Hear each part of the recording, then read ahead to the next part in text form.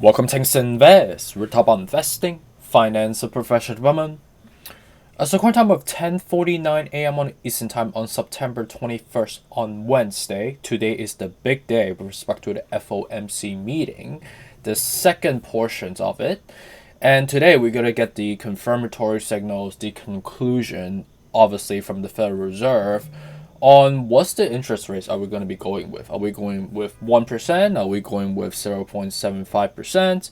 What are we doing, right? And in addition to that, we also are going to be watching out for the specific verbiage that Jerome is going to be painting for us tomorrow. How tactical is it? How proactive is it? Or are we just going to be using the similar verbiage that we've been hearing so far? We have to see how it goes in a more reactionary perspective. And contingent on how aggressive or how tactical is the verbiage, we should see some psychological reaction from it. So let's just say, right, hypothetically speaking, right now we are up, but nothing really confirmed anything so far. We have not seen the transcript. We have not seen the number that's been released.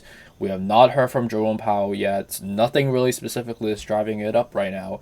It's basically the market hedging because we are having this like sell the rumors, buy the news type of affectation. So right now, this green pressure is just a psychological exercise to balance out the sell-off that we've been experiencing for the last couple of days, baking in ahead of the FOMC meeting. So it's not really a real buying pressure, if that makes any sense, right? So today we will see. But ultimately, the technical doesn't lie, right? And a typical affectation that we've heard so far is that if we are aligned, today with the 75 basis point expectation, we should ideally see some green day ahead.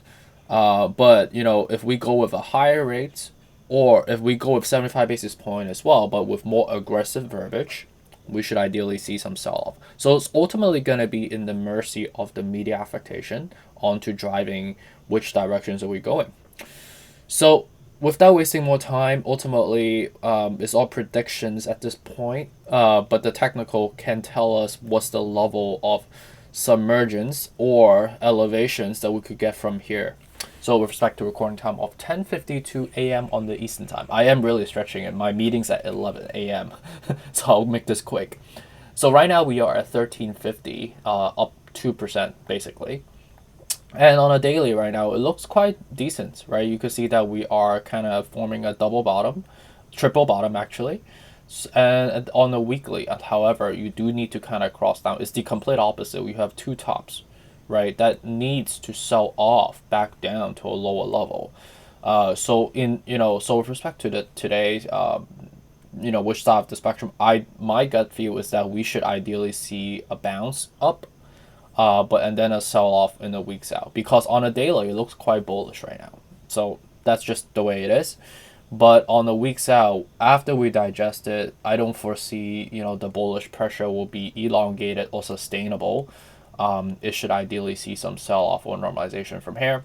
And then on a monthly, it is quite still looking for some sort of a landing path at the moment right now.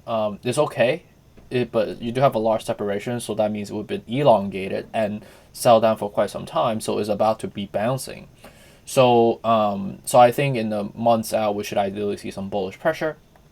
Bitcoin is coming back above from 18,000.